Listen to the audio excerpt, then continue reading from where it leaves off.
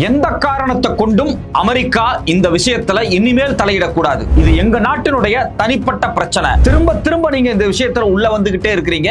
இனிமேல் நீங்க வரக்கூடாது, இத பத்தி நீங்க பேசவே கூடாது அப்படின்னு சீனாவினுடைய அதிபர் திரு ஜின்பிங் அவர்கள் வெளிப்படையாக அமெரிக்க அதிபர் டிரம்பிடம் கூறியிருக்கிறார். கடந்த வியாழன் வெள்ளி 2 நாட்கள் சீனாவுக்கும் அமெரிக்காவுக்கும் இடையில் மிக தீவிரமான மிக முக்கியமான ஒரு பேச்சுவார்த்தை நடந்திருக்கிறது. அந்த பேச்சுவார்த்தையில் அமெரிக்கா மிக மோசமான ஒரு தோல்வி அடைந்திருக்கிறது. கடந்த டிசம்பர் 2025 சீனாவினுடைய கடல் பரப்பில் இருக்கக்கூடிய அந்த முக்கியமான தீவில் கிட்டத்தட்ட 1 லட்சம் கோடிக்கு அதிகமான ஆயுதங்களை கொண்டு வந்து குவித்திருக்கிறது அமெரிக்கா. அடுத்தபடியாக இன்னும் சில நாட்களில் 1.5 லட்சம் கோடிக்கு மதிப்பிலான ஆயுதங்களை கொண்டு வந்து குவிப்பதற்கான வேலை திட்டத்தில் அமெரிக்கா இறங்கி இருக்கக்கூடிய இந்த சூழ்நிலையில் வெளிப்படையா சீனா இந்த விவகாரத்தில் நீங்கள் தலையிட்டால் அதற்கு பிறகு நம் இரு நாடுகளுக்கும் இடையில் மிகப்பெரிய முரண்பாடுகள் எழும் என்று எச்சரிக்கை செய்திருக்கிறது. இது மட்டுமல்லாமல் அமெரிக்க அதிபரும் சீன அதிபரும் மிக வெளிப்படையாக ஈரான் யுத்தம் குறித்து மிக முக்கியமான சில முடிவுகளை எடுத்திருக்கிறார்கள். இந்த முடிவு ஒட்டுமொத்த ஆசிய நாடுகளுக்கும் மிக முக்கியமான ஒரு அரசியல் செய்தியை சொல்லுகிறது.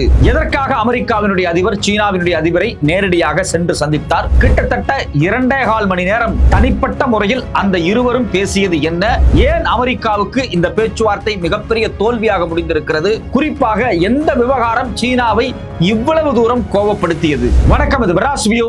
நான் உங்கள் சத்யராஜ். கடந்த வியாழன் வெள்ளி இந்த 2 நாட்களும் அமெரிக்காவினுடைய அதிபர் ட்ரம்ப் அவர்கள் சீனாவினுடைய அதிபரை நேரில் சென்று சந்தித்திருக்கிறார். அந்த சந்திப்பில் குறிப்பாக 2.25 மணி நேரம் மிக மிக மிக முக்கியமான அரசியல் உரையாடல் நிகழ்ந்திருக்கிறது. இந்த அரசியல் உரையாடல் எதை மையமாக வைத்து நிகழ்ந்திருக்கிறது என்றால், நம்பர் 1 தாய்வான் இஷ்யூ, நம்பர் 2 ஈரானுக்கும் அமெரிக்காவுக்கும் இடையில் நடந்து கொண்டிருக்கக்கூடிய போரை மையமாக வைத்த ஸ்ட்ரெய்ட் ஆஃப் ஹார்முஸ் பிரச்சனை, மூன்றாவது முக்கியமான விடயம் ரேர் எர்த் மினரல்ஸ், அதாவது சீனாவின் கட்டுப்பாட்டில் இருக்கக்கூடிய மிக முக்கியமான ரா மெட்டீரியல்ஸ். இது இல்லாமல் அமெரிக்காவினுடைய ஒட்டுமொத்த பாதுகாப்பு துறையும் ஸ்தம்பித்துக் கொண்டிருக்கிறது. அது குறித்தும் மிக முக்கியமான விடயங்கள் பேசப்பட்டிருக்கிறது. இந்த 3 விடயங்கள் குறித்து நடந்த பேச்சுவார்த்தையில் வெள்ளை மாளிகை சில அறிக்கைகளை வெளியிட்டிருக்கிறார்கள். அந்த அறிக்கையில் வெளியிட்டிருக்கக்கூடிய பல விஷயங்களுக்கு நேர் மாறாக, நேர் எதிராக, அதில் சொல்லப்பட்டிருக்கக்கூடிய விஷயங்களை ஏற்றுக்கொள்ளாத வகையில் சீனா ஒரு அறிக்கையை வெளியிட்டிருக்கிறார்கள். அப்ப அமெரிக்காவுக்கும் சீனாவுக்கும் நடந்த இந்த பேச்சுவார்த்தை மிக மோசமான ஒரு தோல்வியில் போய் முடிந்திருக்கிறது. இதுல குறிப்பா என்ன சொல்றாங்க அப்படின்னா, கடந்த டிசம்பர் 2025 கிட்டத்தட்ட 1 லட்சம் கோடிக்கு அதிகமான ஆயுதங்களை கொண்டு வந்து தாய்வானில் குவித்திருக்கிறார்கள் அமெரிக்கா. தாய்வானுக்கும் சீனாவுக்கும் இடையில் பல முரண்பாடுகள் தொடர்ச்சியாக ஓடிக்கொண்டிருக்கிறது. சீனா அது ஒரு தனி நாடு கிடையாது, அது எங்களுடைய தேசம்தான், எங்களுடைய இறையாண்மைக்கு உட்பட்டுத்தான் அந்த தேசம் செயல்பட்டு கொண்டிருக்கிறது அப்படிங்கிற மாதிரியான விஷயத்தை பேசிட்டு இருக்கிறாங்க. தாய்வான் இஷ்யூ அப்படிங்கிறது ஒரு தனி ஏரியா. அது குறித்து பேசினா கிட்டத்தட்ட 1 மணி நேரம் தனியா பேசணும். பட் ஆனா தாய்வானை எங்களுடைய நாடுதான் அப்படின்னு சீனா கிளைம் பண்ணுது. ஆனா அமெரிக்கா தரப்பிலிருந்து இல்ல, அது ஒரு சாவரின் ஸ்டேட், ஒரு தனி நாடு. தாய்வான் சிறப்பு சட்டத்தின்படி நாங்கள் அவங்களுக்கு ஆயுதம் கொடுப்போம் என்று தொடர்ச்சியாக அமெரிக்கா தாய்வானுக்கு ஆயுதம் கொடுத்து கொண்டிருக்கிறார்கள். இந்த தாய்வான் பிரச்சனையை மையமாக வைத்து அமெரிக்காவுக்கும் சீனாவுக்கும் இடையில் மிக மிக மோசமான ஒரு முரண்பாடு எழுந்திருக்கிறது. குறிப்பாக சீனாவினுடைய தாய்வான் அஃபேர்ஸ் ஆபீஸ் ஒரு செய்தியை வெளியிட்டிருக்கிறார்கள். தாய்வான் என்பது எங்களுடைய internal issue. We firmly oppose to the United States engagement in any form of military ties with China Taiwan region. அதாவது சீனாவினுடைய தாய்வான் ரீஜியனுக்குள்ள ராணுவ நடவடிக்கையில் அமெரிக்கா ஈடுபடுவதை நாங்கள் ஏற்றுக்கொள்ள முடியாது, நாங்கள் காட்டமாக இதை எதிர்க்கிறோம் அப்படின்னு செய்தி வெளியிட்டிருக்கிறாங்க. அது மட்டுமல்லாமல் தாய்வானுக்கு தொடர்ச்சியாக ஆயுதங்களை வித்துக் கொண்டிருக்கிறது அமெரிக்கா, இதை நாங்கள் எதிர்க்கிறோம் அப்படின்னு வெளிப்படையா சொல்லியிருக்கிறாங்க. இதுல இன்னொரு முக்கியமான விஷயம் என்ன அப்படின்னா, தாய்வானினுடைய பாராளுமன்றம் இருக்கு இல்லையா, நம்ம ஊர் மாதிரி அங்க இருக்கக்கூடிய மக்கள் மன்றம், அந்த மன்றத்திலேயே பாத்தீங்க அப்படின்னா அமெரிக்காவிட்டிருந்து ஆயுதம் வாங்குவது குறித்தான சில முக்கியமான முடிவுகளும் எடுக்கப்பட்டிருக்கு. அதுல குறிப்பா என்ன சொல்றாங்க அப்படின்னா, தாய்வானுடைய லெஜிஸ்லேச்சரே அமெரிக்காவிட்டிருந்து வாங்கக்கூடிய ஆயுதங்கள்ல இவ்வளவுதான் வாங்கணும், இதுக்கு மேல வாங்கக்கூடாது அப்படிங்கிற மாதிரியான ஒரு அப்போஸை சந்திச்சிருக்கு. சோ அப்ப தாய்வான் இருக்கக்கூடிய எதிர்க்கட்சி வெளிப்படையாக அமெரிக்கா சார்பாக தன் தேசம் செயல்படுவதை அவர்கள் கண்டிக்கிறார்கள். அதே சமயத்தில் சீனாவோடு ஒரு நெருக்கமான உறவை பேண வேண்டும் என்று தாய்வானுக்குள்ளும் சில உரையாடல் நிகழ்ந்து கொண்டிருக்கிறது. ஆனால் இந்த சமயத்தில் அமெரிக்கா இன்னொரு 1.4 லட்சம் கோடி, கிட்டத்தட்ட 1,33,000 கோடிக்கு மேல ஆயுதங்களை கொண்டு வந்து அடுத்த கன்சைன்மெண்டாக தாய்வான்ல இறக்கிறதுக்கான வேலையில் ஈடுபட்டு இருக்கும் போதுதான் இந்த பேச்சுவார்த்தை நடக்குது. இந்த பேச்சுவார்த்தை ஒரு மிக முக்கியமான முரண்பாடு எழுப்பி இருக்கிறது. இன்னொரு விஷயம் என்ன அப்படின்னா நாம கவனிக்கணும் அப்படின்னா, தாய்வானினுடைய பிரசிடென்ட் லாய் சிங் என்ன சொல்றாரு அப்படின்னா, I would like to thank the United States for helping us strengthening our defense capabilities as a part of its unwavering commitment to security அப்படின்னு சொல்லி ஒரு வீடியோ வெளியிட்டு இருக்கிறார். அதாவது கோப்பன்ஹேகன் டெமோக்ராட்டிக் சமிட்ல ஒரு வீடியோ பேசுறாரு தாய்வானுடைய பிரசிடென்ட். அவர் அதுல இருந்து வீடியோல வந்து இந்த விஷயத்தை வந்து பேசுறாரு. அப்போ தாய்வானுக்குள்ள 2 விதமான முரண்பாடுகள் ஓடிக்கொண்டிருக்கிறது. ஒரு செட்டு வந்து சீனா கூட இருப்பதை ஆதரிக்கிறாங்க. ஆனா இப்ப ஆட்சி அதிகாரத்தில் இருக்கக்கூடிய பிரசிடென்ட் வந்து அது மட்டும் இல்லாம அவர் சார்ந்த கட்சி ஆட்கள் அமெரிக்காவோடு நெருக்கம் காட்டுவது, அவங்கள்ட்ட இருந்து ஆயுதம் வாங்குறதை ஏற்கிற மாதிரியான சமிகைகள் இருக்கு. சோ அப்போ தாய்வானை மையமாக வைத்து அமெரிக்காவுக்கும் சீனாவுக்கும் இடையில் திரும்பவும் சில முரண்பாடுகள் துவங்கி இருக்கிறது. ஏற்கனவே தாய்வான்ல நடந்துட்டு இருக்கக்கூடிய உள்நாட்டு கலவரங்களுக்கு முக்கியமான காரணமே அமெரிக்கா தான் அப்படின்னு சொல்லி சைனா தொடர்ச்சியான பல குற்றச்சாட்டுகளை முன்வைத்துக் கொண்டே இருந்தார்கள். அதைத் தொடர்ந்து கடந்த டிசம்பர் 2025 விற்கப்பட்ட ஆயுதங்கள், அதற்கு பிறகு முக்கியமான விஷயம் என்னென்றால் அடுத்த கன்சைன்மெண்டாக இன்னும் சில மாதங்களில் தாய்வானுக்கு கொடுக்க போற ஆயுதங்கள். இது தொடர்ச்சியாக வந்து இந்த தாய்வான் விஷயம் வந்து ஒரு முக்கியமான பேசுபொருளாக அமெரிக்காவுக்கும் சீனாவுக்கும் இடையில் இருந்திருக்கிறது. 2வது முக்கியமான விஷயம், தாய்வானை தாண்டி நமக்கு நேரடியாக தொடர்பு இருக்கக்கூடிய விஷயம். நம்ம ஊர்ல பெட்ரோல் விலை ஏறுது, கோல்டு விலை ஏறுது, எல்பிஜி சிலிண்டர் விலை ஏறுது, சிலிண்டர் கிடைக்க மாட்டேங்குது. இது மாதிரியான பிரச்சனைகள் ஓடிட்டு இருக்கு இல்லையா? இதுக்கு முழுக்க காரணம் ஈரானுக்கும் அமெரிக்காவுக்கும் இடையில் நடந்துட்டு இருக்கக்கூடிய யுத்தம். அந்த யுத்தத்தில் ஈரான் ஸ்ட்ரெய்ட் ஆஃப் ஹார்முஸ் என்ற கடல் வழி பகுதியை மூடிவிட்டார்கள். அதனால் பெட்ரோல், எல்என்ஜி எதுவுமே சவுதி அரேபியால இருந்து, அது மட்டும் இல்லாம ஈராக்ல இருந்து இந்தியாவுக்கும் சீனாவுக்கும் வர வேண்டியது எல்லாமே தடுக்கப்பட்டிருக்கு. சோ இது மையமாக வச்சும் பேச்சுவார்த்தை நடந்திருக்கு. இந்த பேச்சுவார்த்தையில என்ன குழப்பம் அப்படின்னா, இந்த பேச்சுவார்த்தை முடிஞ்சு நேரடியாக அமெரிக்காவுக்கு போனதுக்கு பிறகு வெள்ளை மாளிகையிலிருந்து அமெரிக்கா சில செய்திகளை வெளியிடுறாங்க. அந்த செய்தியில் அவங்க என்ன சொல்றாங்க அப்படின்னா, இந்த 2 நாடுகளும், யாரு, சைனா, அமெரிக்கா, இந்த 2 நாடுகளும் ஈரான் அணு ஆயுதம் வைத்திருப்பதை ஒற்றுக்கொள்ளவில்லை. அது வந்து நாங்க 2 நாடுகளுமே ஒரே மாதிரியான முடிவில் இருக்கிறோம், நாங்க இதை வந்து தவிர்க்கிறோம், தடுக்கிறோம் அப்படிங்கிற மாதிரியான ஸ்டேட்மெண்ட்டை வெள்ளை மாளிகை விட்டுருக்காங்க. ஆனா சைனா தரப்பு இதை ஏத்துக்கல. 2 நாட்டுக்கு இடையில பேச்சுவார்த்தை நடந்திருக்கு.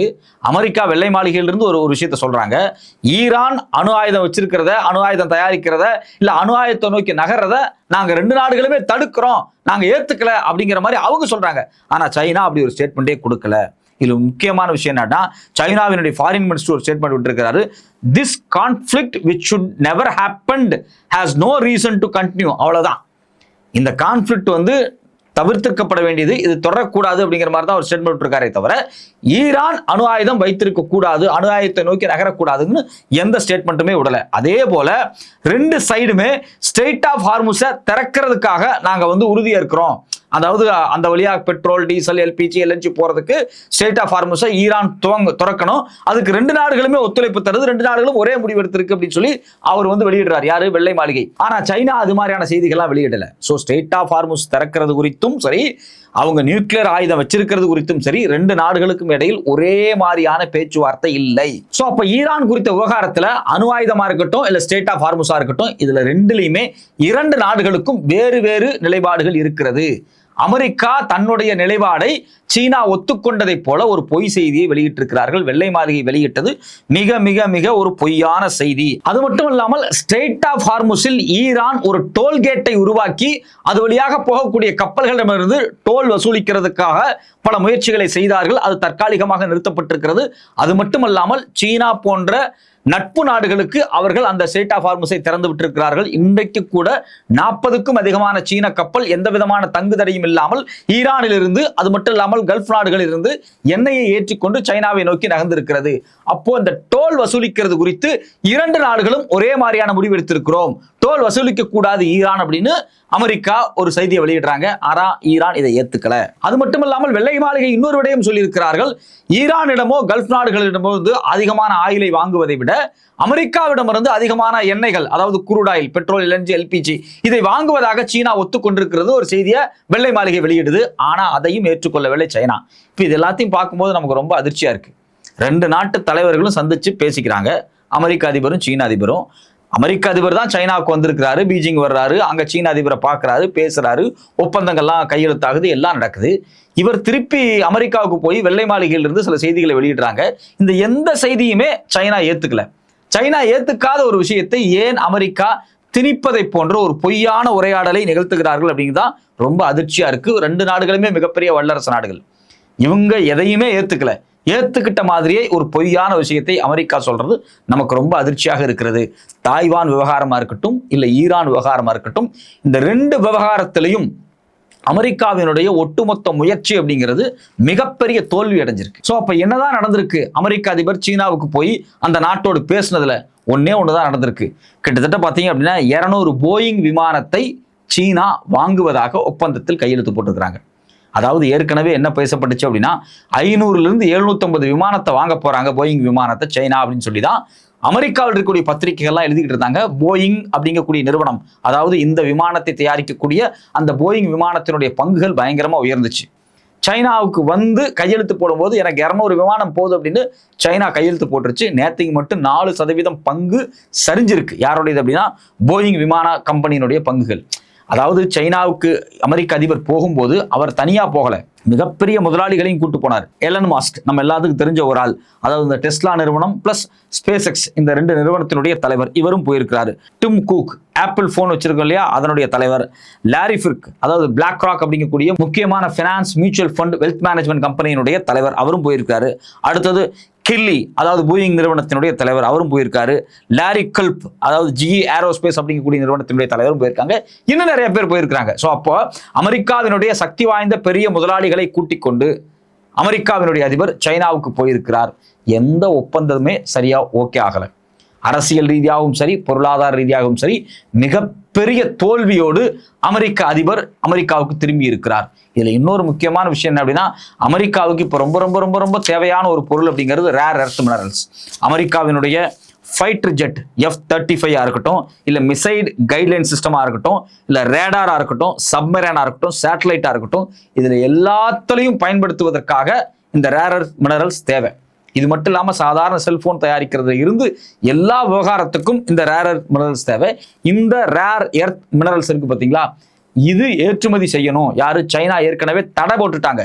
அமெரிக்காவுக்கு ஏற்றுமதி பண்றதுக்கு லைசன்ஸ் எல்லாம் கேன்சல் பண்ணிட்டாங்க. அந்த லைசன்ஸையாவது ரினியூவல் பண்ணுங்க அப்படின்னு சொல்லி கெஞ்சி கூத்தாடி இருக்கிறது அமெரிக்கா. ஆனா சீனா அதுக்கு மறுப்பு தெரிவித்து விட்டார்கள். ஸோ அப்போ ஒட்டுமொத்தமா பாத்தீங்கன்னா ஈரான் விவகாரம், தாய்வான் விவகாரம், பொருளாதார அதாவது ரேர் எர்த் மினரல்ஸ் குறித்தான விவகாரம் எல்லாமே மிகப்பெரிய தோல்வி அடைஞ்சிருக்கிறது அமெரிக்காவுக்கு. அதே போல் வெளிப்படையாகவே அமெரிக்க அதிபரிடம் சீனா அதிபர் சொல்லிவிட்டார், தாய்வான் விவகாரத்தில் இனிமேல் நீங்கள் எந்த தலையீடும் செய்யக்கூடாது அப்படின்னு. அப்ப இவங்க அனுப்புறதாக இருந்த அந்த ஆயுத குவிப்பும் நடக்கிறதுக்கு வாய்ப்பு இல்லை. இப்போது ஒட்டுமொத்தமாக பார்க்கும்போது அமெரிக்காவை விட பொருளாதார ரீதியாகவும் சரி, ராணுவ ரீதியாகவும் சரி, சைனா ஒரு படி முன் நகர்ந்து விட்டார்கள். இதை ஒட்டுமொத்த உலகமே ஏற்றுக்கொள்ள வேண்டிய இடத்திற்கு இப்போது நகர்ந்திருக்கிறது. பொறுத்திருந்து பார்ப்போம் அடுத்தடுத்து என்ன செய்திகள் வருகிறது என்று.